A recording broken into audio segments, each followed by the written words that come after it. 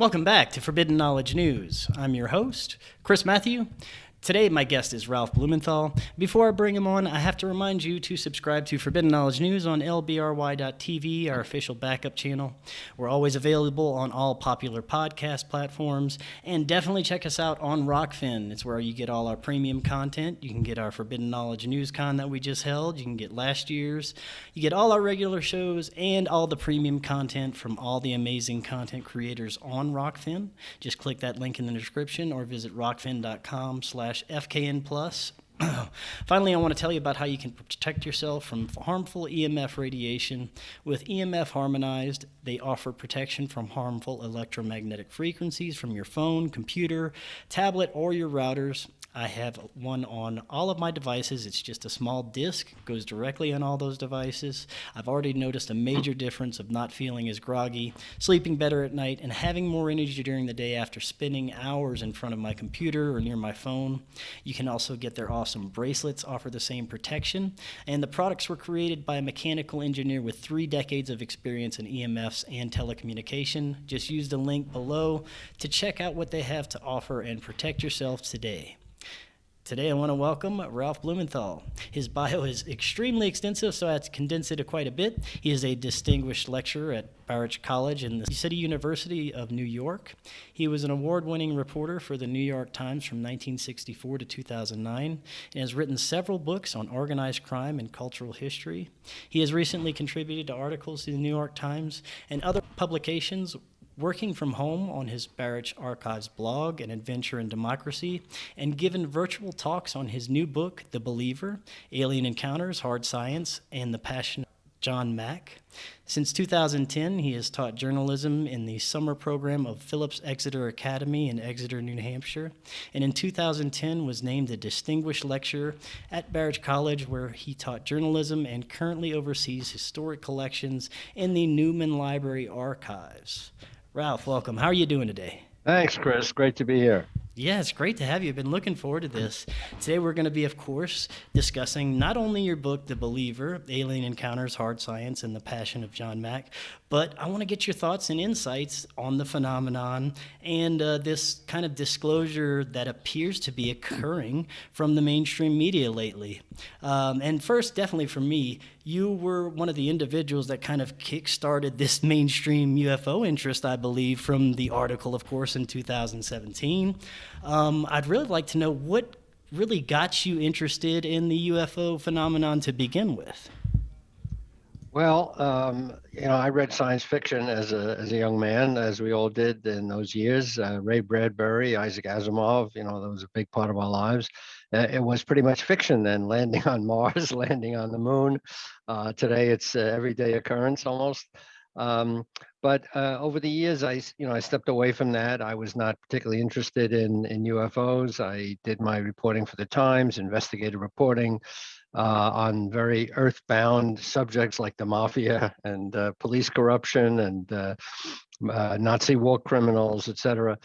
But in 2004, I became aware of John Mack and his books. I picked up a copy of his second book. I didn't know anything about him, and I thought I would maybe interview him. His book was Passport to the Cosmos. And right after that, he was run down and killed in London, looking the wrong way down a street, as happens to Americans in London. And that really got me interested in 2004. So I started looking into John Mack. And there was really no connection to the Times story in 2017. That came up quite independently.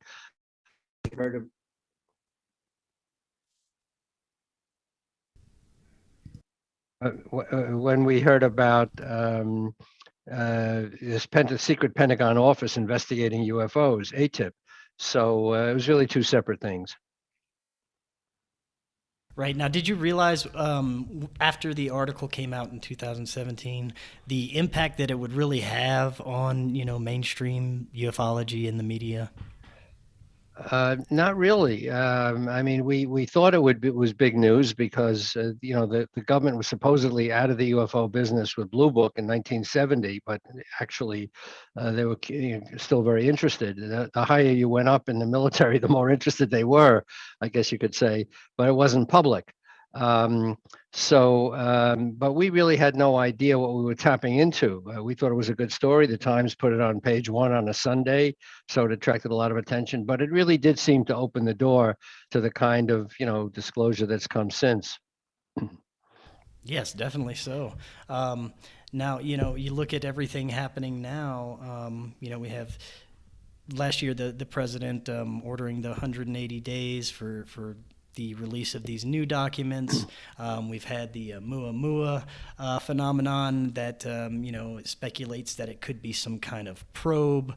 Of course, the Tic Tac incident, and all these other things coming out. Recently in the past couple of years. Do you think this is going to be a trend that will continue into the next few years? Well, it's pretty hard to put the genie back in the bottle. There's a great public appetite for this. The public can be trusted, with the truth. I think the public wants to know more.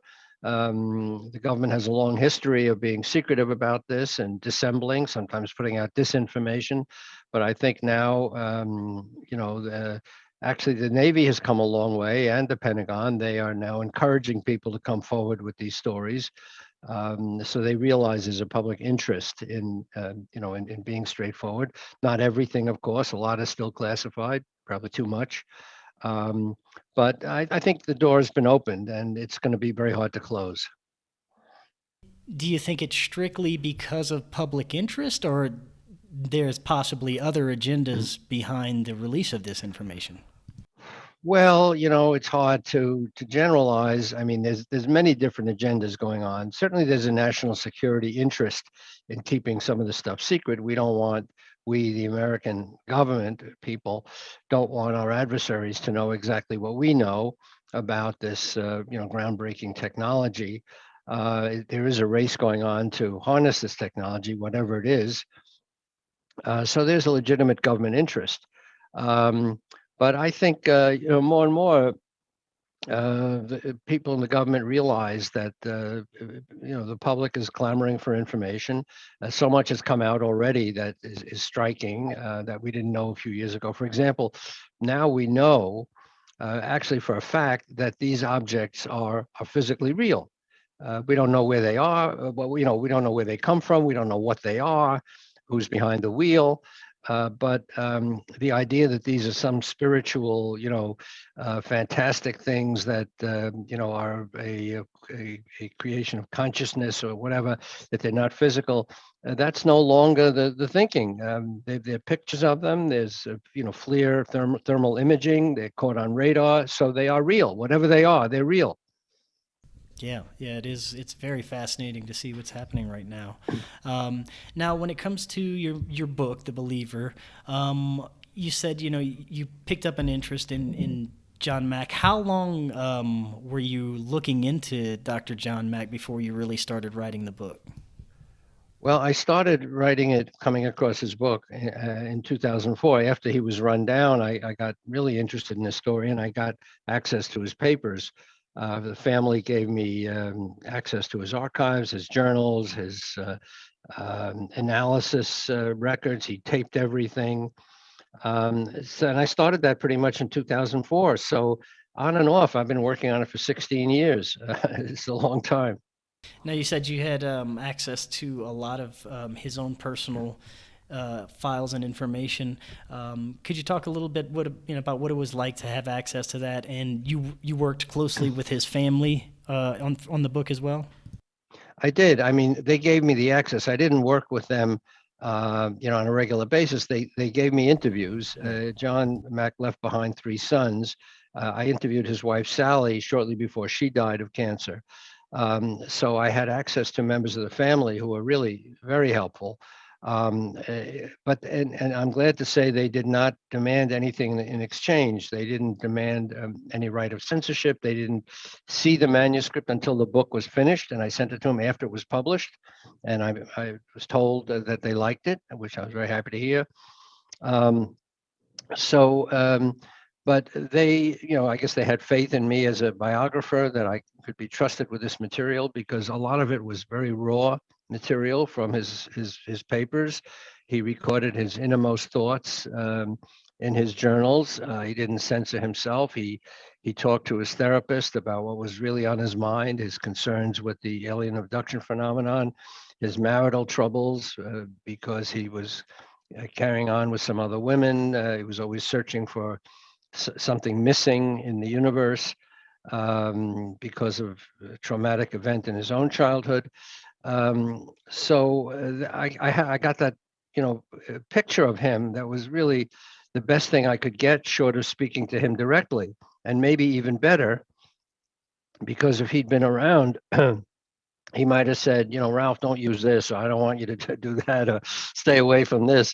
So, and you could say I had the best of all worlds. I had access to his material, and nobody was, waving me off. Although I do miss I must say I missed the chance to have met him and talked to him, because he was a very brilliant guy. Yeah, right. I can imagine. Now, for those that aren't really familiar on who John Mack was, could you give us a brief overview on a little bit about his background and eventually what he got involved with when it comes to the UFO abduction phenomenon? Sure. So John Mack was a Harvard psychiatrist, very well regarded at Harvard, esteemed in his field. He had won a Pulitzer Prize writing about Lawrence of Arabia. He wrote a psychological biography, actually, of Lawrence of Arabia, who redid the map of the Middle East, very important figure, who became a kind of a role model to John Mack. So he had the Pulitzer Prize. He had a very distinguished career at Harvard. He had written a book on nightmares. So later on, people couldn't say, you don't know what a nightmare is. These people are not really being abducted. They're only suffering a nightmare. He could retort honestly, look, I do know what nightmares are. I've studied them. He wrote about childhood development. He wrote about aberrant states in psychiatry. So he was really very, very well educated. And but until he stumbled across the abduction phenomenon by a series of steps that I outline in my book, he was really quite conventional. He was a good psychiatrist, but he was not into paranormal things, and he was very devoted to social justice. He worked to bring mental health care to Cambridge Hospital, which was then a downtrodden part of Boston. He demonstrated against nuclear weapons because he felt that doctors should be, worried about the future of the planet and keep people safe. He was involved in a lot of social causes, and then as I say, through a series of steps I outline in my book, he stumbled across abduction, and um, he was captivated by the abduction phenomenon. I like to say he wasn't captured; he was captivated, like I was captivated. And we can talk a little later about these steps, what it was that got him interested. But he was the least likely person to really take this on in the beginning. Yeah, and he, when it comes to his work, he was also high when he started really getting into the UFO phenomenon. He was actually highly criticized by Harvard and many of his peers, right? Yeah, I mean, it was very unconventional work for a Harvard psychiatrist. On the other hand, Harvard was no stranger to paranormal research, anomalous research. William James, the father of psychology, had been attending seances and writing about that at Harvard 100 years before. But there was something about John Mack's approach that really turned off his superiors. He was very enthusiastic. He was naive. He sort of wasn't aware of the trouble he was stepping into. With his peers, who were quite conventional, many of them, and were dubious of what he was getting into. So he wasn't very political in the sense of judging what the pitfalls were. And sure enough, Harvard convened a committee to investigate him. They were interested in his methods. Was he enabling these people? Was he planting these memories in people?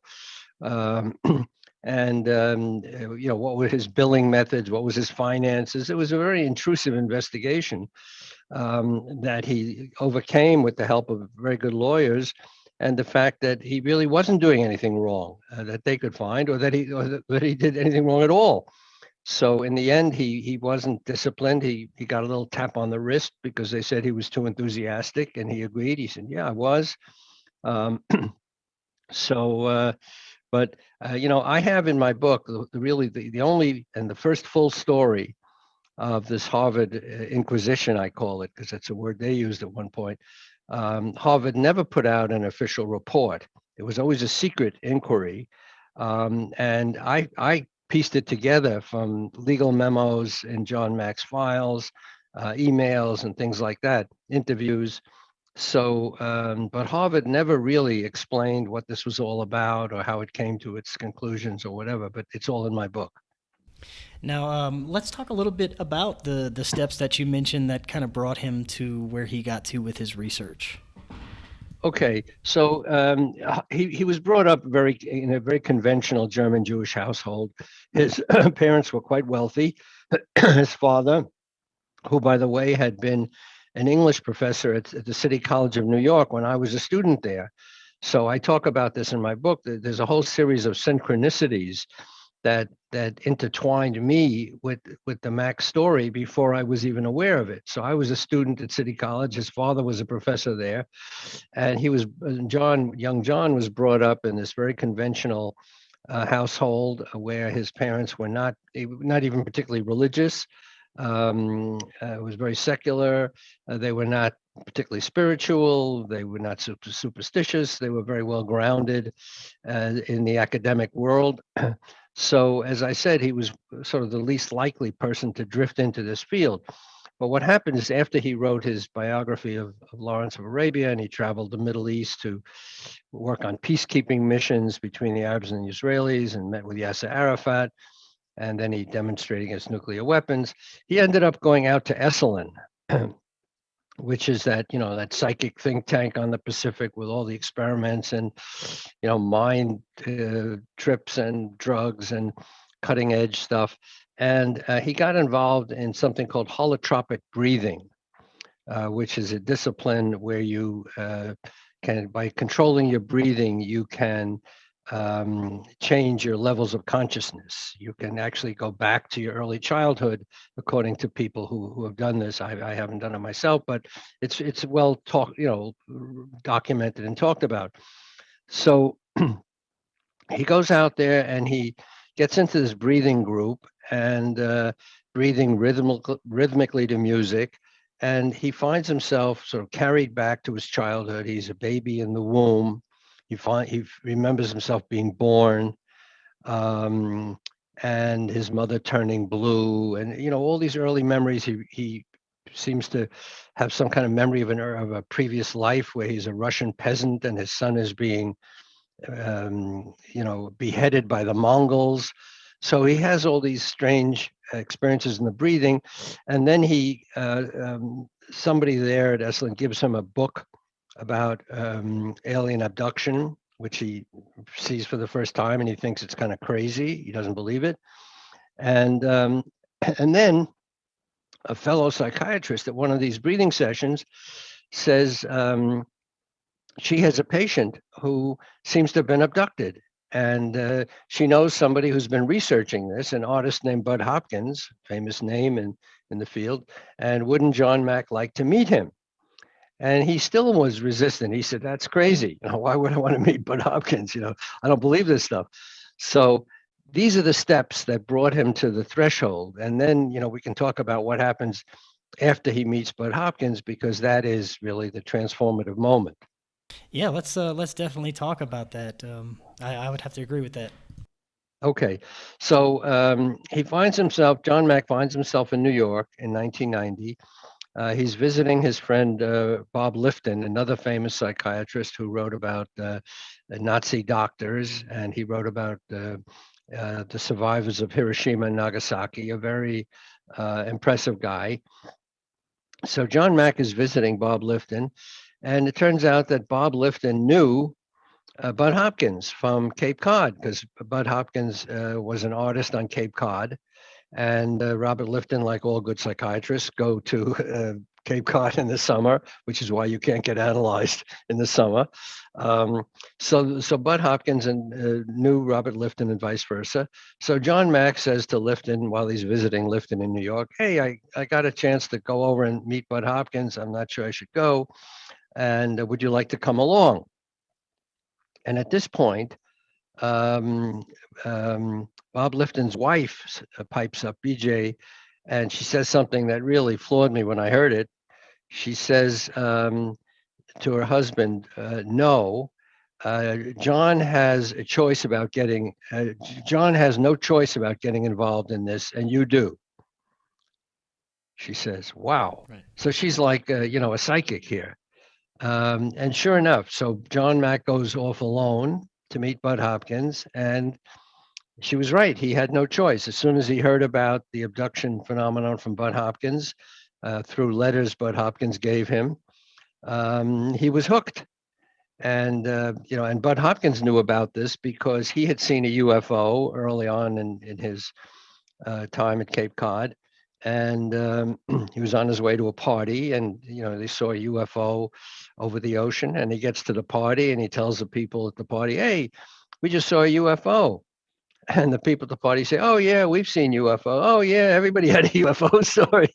So, Bud Hopkins said, "Man, maybe there's something to this." So he became kind of an expert, and he investigated, UFOs and alien abduction, and the people who had stories about being and encountering aliens. So that's how he got into it, and he discovered the idea of missing time, that people would find themselves far away from their destination suddenly. They didn't know how they got there, or on a road that they didn't plan to take. And this was long before John Mack got involved. So Bud Hopkins was really a pioneer. So Bud Hopkins is telling John Mack this stuff, and John Mack is saying, "Well, maybe I'll look into it." So he collects his own group of experiencers, John does, and he's bowled over, by these stories. And so that's sort of the next stage. And then we could talk about what about these stories, really intrigued him. Oh yeah, I definitely want to get to that. Now, before I do, there are some that speculate that John Mack's death was not accidental, and I'd like you to kind of clear that up for those that believe that it was some sort of conspiracy or something. Yeah, well, rumors quickly spread when John was run down in 2004, just before his 75th birthday.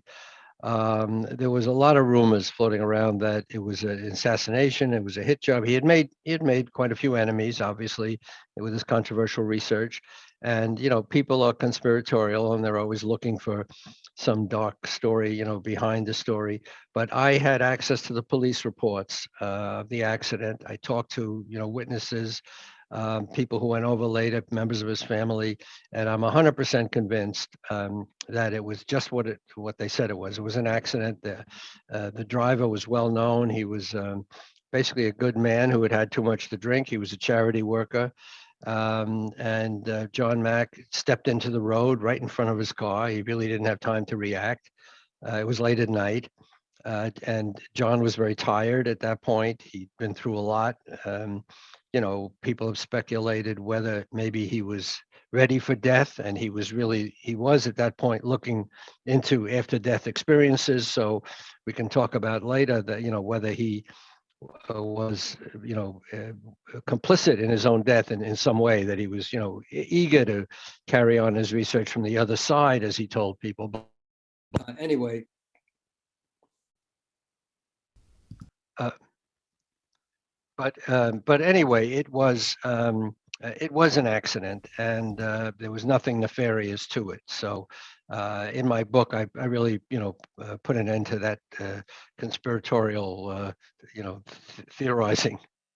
Yeah, well, tell us about some of those profound stories that really got John working with Bud into this. Okay, so John Mack, encountered these stories for the first time. As I said, he had no preconceived idea of whether they were true or not. They were certainly unbelievable, stories, outlandish, as I say in my book, very first page, I quote an English scientist, Sir William Crookes, himself, who was sent to debunk, some paranormal events that he was witnessing, and then he came to believe them. He said, "I never said it was possible. I only said it was real." So that was sort of John Mack's introduction to these stories. He gathers these experiencers together, and he starts to interview them. Now, remember, he's a psychiatrist with a lot of experience, so he doesn't just interview them like a journalist might interview them. He interviews them from the standpoint of a professional who was used to evaluating states of mind, and he decided, based on his extensive knowledge of the human psyche, that these people were not crazy, that they were not deluded, they were not making up stories for fame. They were not hoaxing him, although there was one case later on where he was hoaxed. But by and large, the people who came to him were telling him stories that they certainly believed were true, and they were telling him before hypnosis. So, in other words, consciously, stuff they remembered, and they were remembering these stories with suitable affect, which is the psychiatric term for the behavior that people exhibit. So, in other words, if someone's telling a story of a trauma, do they exhibit the proper signs that they are really recounting a trauma, or are they making it up? And these people had the right affect. They were crying and they were screaming and they were cursing, and that convinced John Mack that they were not not making it up. So, secondly, he found that the stories were basically consistent. People, see a UFO, they lose track of time. Later on, they remember, or through hypnosis, they remember that they were beamed through their walls or windows. They were taken to a craft, subject to some, strange pseudo-medical experiments by little figures, gray figures, not green, so-called grays, and taller doctor figures who sometimes extracted the eggs from women and the sperm from men, and later on these people remembered being abducted again and shown their children, their hybrid children. So that was the basic story that they were telling, and yet there were so many different details that could further convince John Mack that they weren't reading off some script, like this was the agreed upon story. There were enough, slight differences that made the stories, more authentic. Also, he noticed that, first of all, the phenomenon seemed to occur to people of different ages, men and women from different walks of life, professional people, cops, psychiatrists, professionals, as well as blue collar people, and sometimes children as young as 2 years old would tell a story. Little man, take me up in the sky. I fly in the sky. So John Mack said, these kids are not reading books about, alien abduction, and they're not reciting things they saw in the movies. They're 2 years old. Some of them had marks on their bodies afterwards that they didn't remember having beforehand. In one case, it was a quadriplegic who had marks on his body. He could not have inflicted those, on himself. And sometimes the foliage and the ground was disturbed outside where people remember a UFO landing. And sometimes there were even witnesses. Two people remembered the same experience. Or in one case, two girls were having a sleepover. And during the night, one of the mothers came down to check on the girls and they were gone. And she called the police. She was terrified. They searched everywhere. They couldn't find them. And a few hours later, the girls turned up back in their beds. No explanation. So John Mack put all these stories together, and he said something is happening to these people. It may It may not be happening in everyday reality in front of us. It's not being photographed. It's not something we can document. And yet, all the other explanations are eliminated. So that's what we're left with. Something real is happening to these people on some dimensional plane. So that's how convinced he was. Yeah, that's really cool. Now, what you mentioned, he did dream studies. What other unusual or studies or practices did he get into besides ufology? Um, well, it's interesting you mentioned the dream studies because some people, skeptics, have come forward and said, well, it's clear this is sleep paralysis. This is a well known phenomenon where people feel themselves paralyzed at night. Well, first of all, quite a number of these experiences didn't happen at night. They happened in the daytime. In one case, a woman was driving a snowmobile when she felt herself abducted. People are driving, like Betty and Barney Hill, the famous case in New Hampshire, where they were driving. So it's not always at night. So there goes that theory. Um, and so people have had, various explanations, but none of them fit. John Mack always said that if somebody could come up with a good scenario, a good, alternate explanation, I'd like to hear it. So that's something to remember. Now, as you say, he did move on into other fields of paranormal activity. He got very interested in crop circles. He went to England to investigate these strange formations burned or somehow impressed on the grass in the wheat fields in a particular part of England. And he lay down in one of these and felt tremendous energy. So that's one of the areas that he also investigated. Um, he was interested in a wide range of experiences. He began to realize that alien abduction is not something by itself completely. It has counterparts in other abnormal experiences, such as sightings of Bigfoot and the Loch Ness monster, and precognition and all the other remote viewing. I mean, there's a whole range of things that are not easily explainable by the 3 or 4 dimensions that we're familiar with. Um, and in the end, he was particularly interested in survival of consciousness, life after death. What happens after we die? I mean, when you think of it, the two biggest mysteries in creation are we alone? Is there other intelligent life in the universe? And what happens after we die? Those are the two big questions.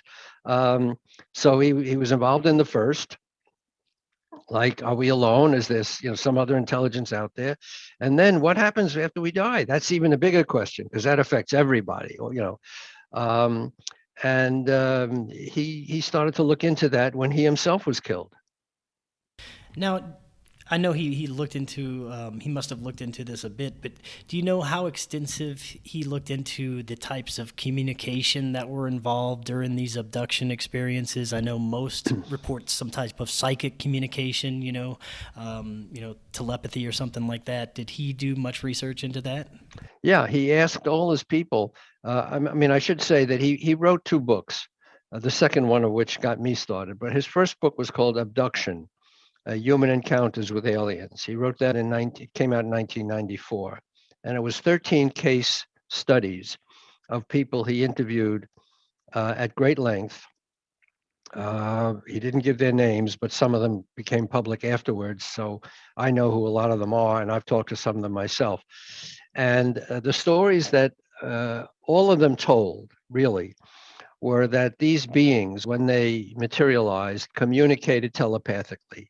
Because the first question everybody asks is, well, what do you mean? They speak good English? I mean, they speak all these languages, where they go to language school in the cosmos? And the people said, no, they don't speak English, but the words just sort of popped into my head, what they were saying. So they communicated somehow telepathically, maybe through their eyes, huge black um, almond-shaped eyes, wraparound eyes that were very disturbing to people, very magnetic, hypnotic eyes that seemed to communicate telepathically these messages that popped into the brains of people. So so that was interesting. That came up in just about all the stories, and nobody said that they had a normal conversation with these beings, or at least very few ever said that. They all said the words popped into my head, and they seemed to know what I was thinking. So he did investigate that, and that's one of the features stories he tells in his book. Yeah, one of the very interesting aspects for me is the possible interdimensional aspect. I mean, you even mentioned earlier how he wrote about people being taken through their walls or through their roofs. They'll have strange memories, screen memories of something else besides these little gray beings, and then they'll remember it later. Other things where they'll be taken on a ship, but the ship is inside much larger in appearance than it appeared on the outside. All these strange oddities. What are your thoughts on that? Do you think this could be some sort of interdimensional phenomenon that's not necessarily in our spectrum of vision when it occurs? Yeah, it does seem certainly these experiences are not visible to people who are not part of it. In some cases, as I said, there are witnesses. It happens to two people at the same time, but by and large, these things are not happening in an everyday reality where they're visible to the public at large. These ships appear and disappear, very mysteriously. And this John Mack did come to feel that there was some dimensional aspect here where they would penetrate our dimension, but not really be part of our dimension. And I'm remembering one story that one of his experiencers told him that I found very telling.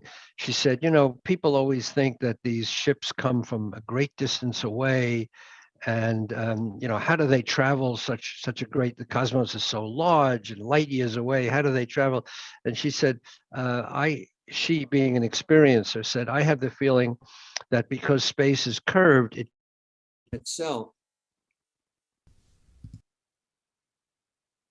it curves in on itself, and what seems to be, or what would otherwise be far away, is really bent over to be right next to us. So this dimension is existing parallel to our dimension, and therefore it's not a great distance. It can penetrate our reality. Now, this was just her theory, but it made some sense, because it would explain why these things, materialize and disappear so readily, and the beings suddenly materialize in someone's bedroom, and then they disappear.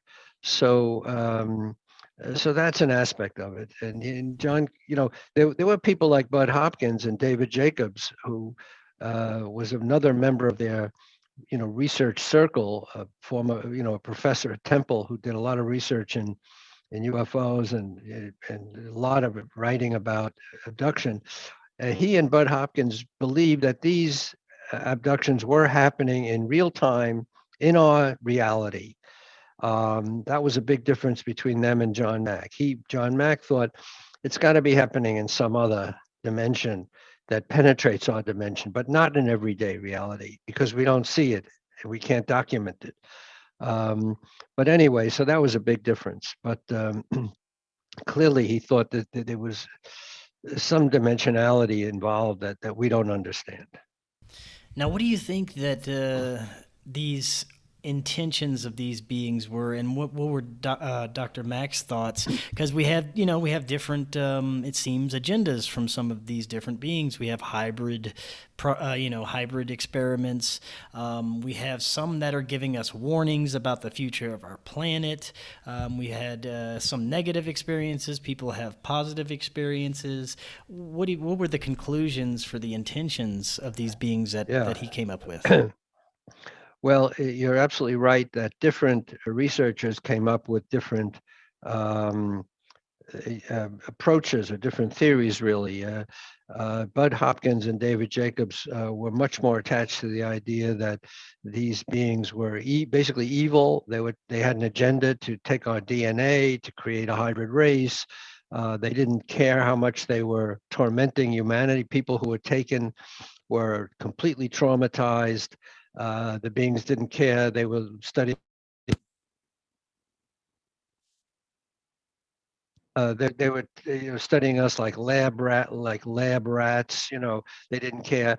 But John thought that there was another aspect to these abductions. He heard from people that they felt transformed afterwards. They were more spiritual, more religious, more concerned with the fate of the earth. They actually developed, in some cases, a loving relationship with these beings. They looked forward to the encounters, and they developed more of an appreciation of a deity, a god, or a source. So there was something transformative and positive and beneficial to these encounters, which Hopkins and Jacobs basically disagreed with. So there were very different, conclusions as to what this agenda was. Now, remember that these beings were supposedly abducting people all the time and subjecting them to the same reproductive experiments time after time. So the question has been asked, well, they must be very bad scientists if they have to do the same experiment over and over again. I mean, and reproduction is not that hard to figure out. Somebody told me for my book, get a hygiene manual. You'll see it all explained. You don't have to, keep abducting people. So when they asked John Mack about that, he had a good answer. He said, I'm very bad on alien psychology. He says, I cannot explain why they do certain things, and that's, I think, a good answer, because the whole thing is so unexplainable. How could you begin to explain why, in the Ariel School case, where a school in Zimbabwe was visited apparently by a UFO and two small beings, and 60 kids saw it, but no adults were present. They were all tied up, but the kids are at recess. So how come the aliens figured out the exact moment when there would be no adults there? And again, John Macks says, I don't know what their psychology was. Did they figure it out? Was it an accident? I mean, so those questions are unanswered and probably unanswerable. Yeah, you mentioned the Ariel School. That's one of my favorite cases. And Dr. Mack actually went out and interviewed some of the kids there. I'm wondering, do you know about what his thoughts were on why there are so many of these similarities between these school sightings, where these entities will go and they'll find the children where no adults are around, and have conversations with them or interact with them in some way, and there's very similar cases to that Ariel School phenomenon. Yeah, it really is extraordinary. I mean, I'm most familiar with the Ariel case because I don't know too many of the others, but in that case, that is probably one of the best, if not the best, documented cases of encounters, because children, again, who were not exposed to cultural influences, particularly, they couldn't say, oh, they read it in a book, or they saw movies about it. They just came running in later and said, and dozens of them said the same thing, that they saw colored lights in the sky. They saw a ship landing. They described it. They drew pictures of it. They saw two little beings come out, short, and they described them with these dark, rugby ball eyes, they called them. To us, it would be a football. And the beings were communicating with the children, telling them that they should be good stewards of the earth, and that they felt the beings were sort of communicated a loneliness, a sadness about them. All these messages the kids got, and they were, basically the same. The kids, corroborated each other's stories. They drew pictures of it afterwards, and because there were so many of these kids, 60 of them, who saw the same thing basically, the stories had a really heavy weight. And afterwards, these kids who were then, this happened in 2000. Wait a minute, no, 1995 or so, I guess, Yeah, I think around that's then. somewhere around there. Yeah, so now they're grown up and they still remember these things, and they're giving interviews and they're talking about it. It has shaped their lives, transformed their lives. They remember this to this day. So it's an extraordinary story. And John Mack did go there with his partner at the time, Dominique, and they talked to these kids. And John, you could see his interviewing technique because he kept the tapes. He was very solicitous of these children. Why he was such a good psychiatrist? He really, literally got down on their level, got down on the floor to talk to them, and he was very persuasive and non-threatening, and he didn't lead them, to make them say something they didn't want to say. He just asked these questions, and it makes for very compelling watching. Yes, it definitely does. Now, for the last few minutes we have, I'd like to get your thoughts on some of the modern, I guess, things that are going on in the mainstream with disclosure, starting with the announcement from the Israeli space commander saying that, yeah, there's a Galactic Federation and our government knows about it and all this crazy stuff that he said. I'd like to get your thoughts on that. Well, there's stuff and there's stuff. If you tell me, first of all, he came with some credibility because he's an Israeli defense expert, and you figure, well, he must know a lot about, defense and space. But if he says that the Americans, have a secret base on the moon, all I can say is it took a tremendous effort to land a man on the moon. It hasn't happened very often in history, and if a base was established on the moon, I think we'd know about it. First of all, I don't think that's something you can keep secret. So I'm really very dubious of that. And I mean, it is a crazy world of stories. But some of the stories are just purely anecdotal, and they say, I encountered this, and there's no way to check that, really, short of, the person have marks on his body or her body afterwards or whatever. But when someone says that there's a big technological breakthrough and that alien beings are working with, the defense attaches on secret projects, that requires a lot more backup to accept. So, and the MJ-12 thing, and there's a secret committee of aliens working with, American defense experts. I don't put much credence in that. So, what about that there are factions of our government or military that may have already reverse engineered craft or vehicles and or exotic materials and have been working with this stuff for a while, and that a lot of the UFOs we see are actually our own? What do you think about that? Okay, so that's a very intriguing area of interest, obviously. We looked into that at the New York Times in our last story, reported on as far as we could on materials. We got as far as being able to say that congressional committees were briefed on some matters involving reported materials that had been recovered. That's all we were able to say. This area is highly classified, which means we cannot get access to information. And we at the Times are not about to get thrown in jail for revealing classified information, even if we could get it. I mean, this is a very sensitive area.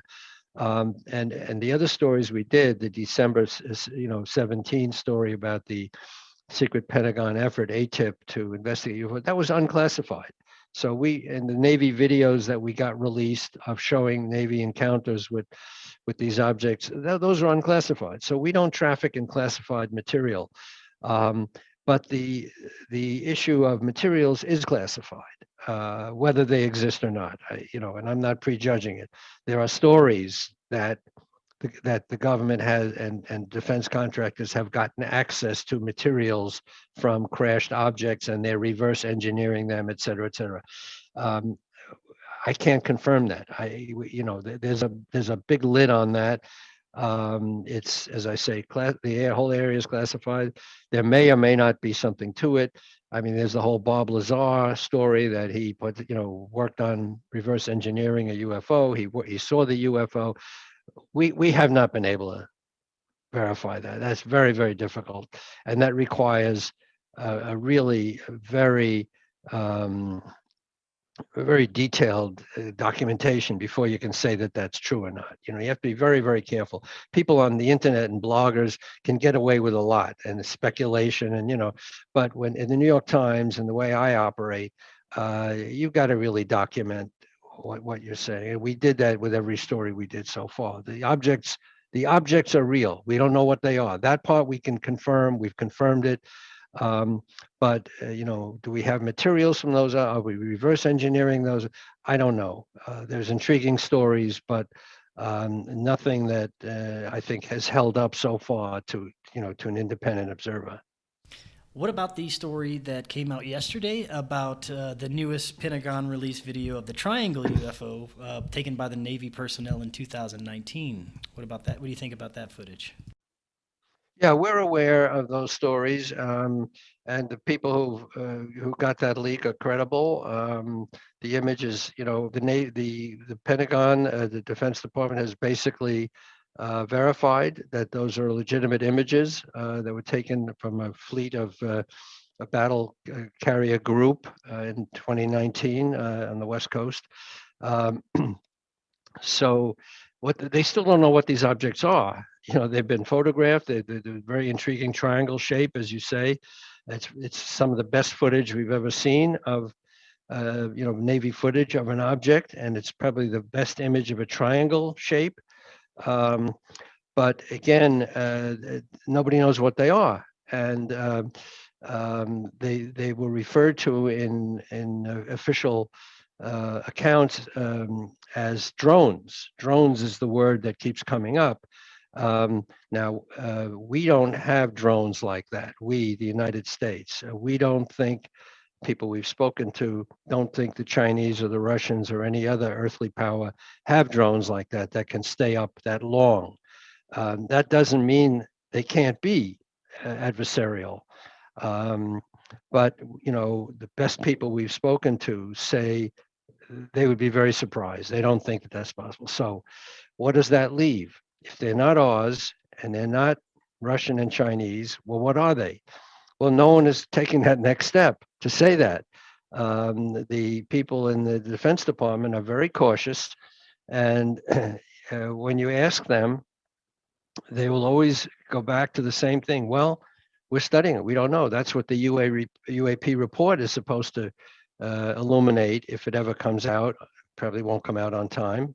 Some of it, a lot of it will probably be classified. Um, but what they keep saying is that these are unidentified objects. They're not saying they're off Earth, although that may be the obvious conclusion. If they're not ours and not theirs, Russian, Chinese, what else are they? But no one would say. Right. Any ideas on what we have to look forward to with this 180-day information dump that's coming up? Well, don't fixate on the 180 days because that ain't going to happen.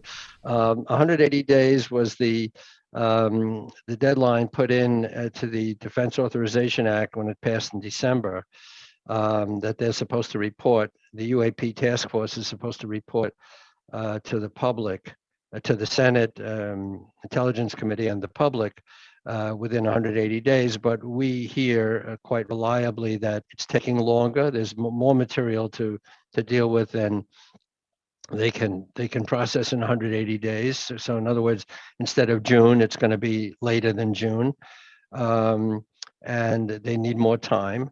Which they can always get. This is not a statutory deadline where they are penalized if they don't come in on time. With serious things like this, they often say, "We just need more time." It's okay, you got more time.